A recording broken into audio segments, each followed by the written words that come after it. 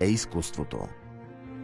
Тези думи са на художникът Христо Панев, а брат му Панчо е казал: картината е ключ към това, което е в душата на човека.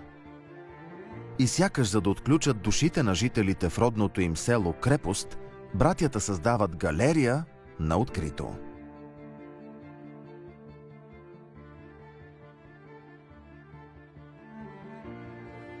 Идеята е доста стара, може би при 40 и няколко години. Имах намерение, така и желание да оставя някаква монументална работа, защото аз от 55 години живея в Велико Търново.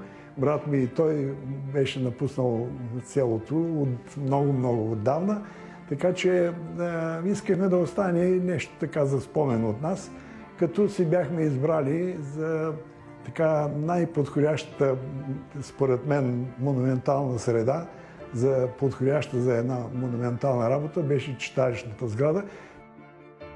Внушителните изображения на творбите Плодородие и Танцьорки сякаш превръщат читалището в село Крепост в храмове на българския дух и култура.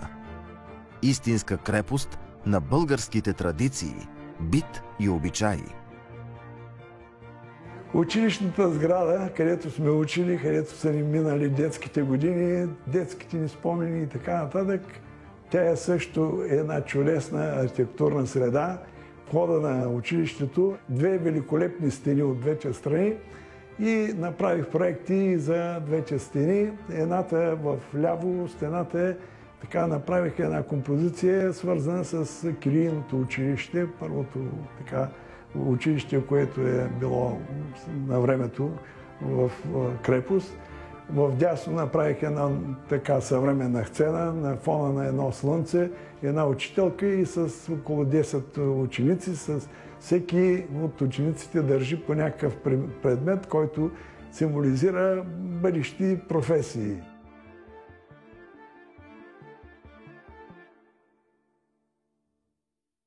След това и брат ми се включи в тая така идея.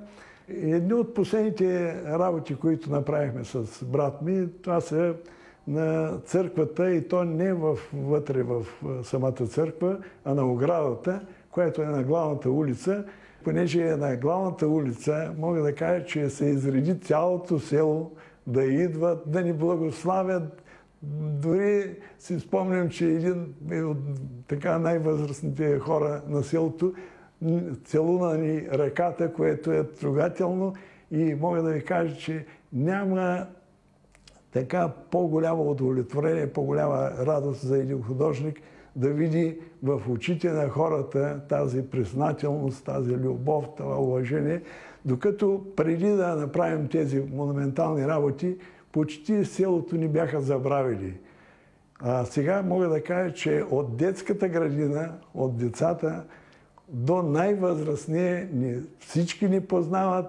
Там сме на изключително на почет и уважение, което за един творец, за един художник няма по-голямо удовлетворение, по-голяма радост, по-голямо щастие, бих казал, от това да виждаш в очите на хората тая признателност и тая благодарност.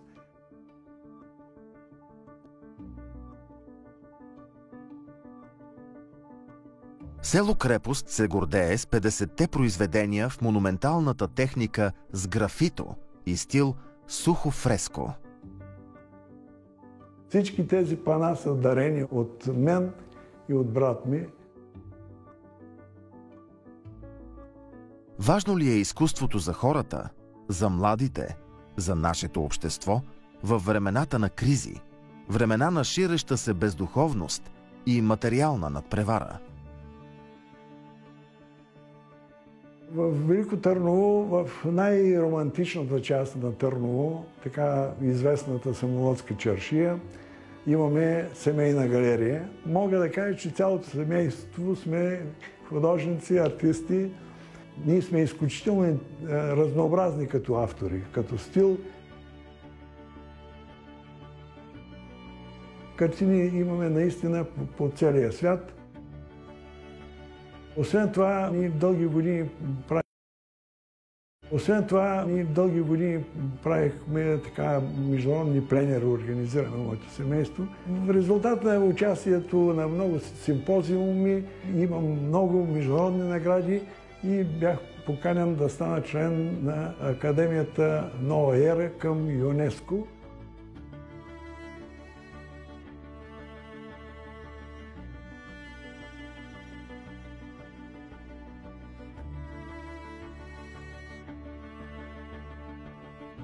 Сякаш провокирано от великодушието на Христо и Панчо Паневи, читалището развива изключително активна фолклорна дейност.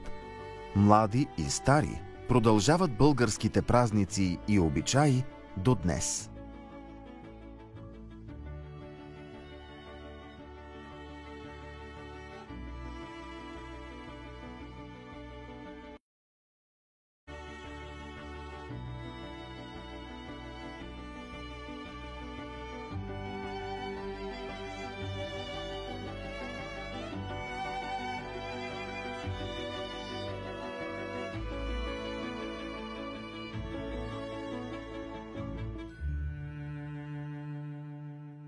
Ние художниците сме целунати от Бога, щастливи сме за това, защото сме оставили една много, много голяма диря.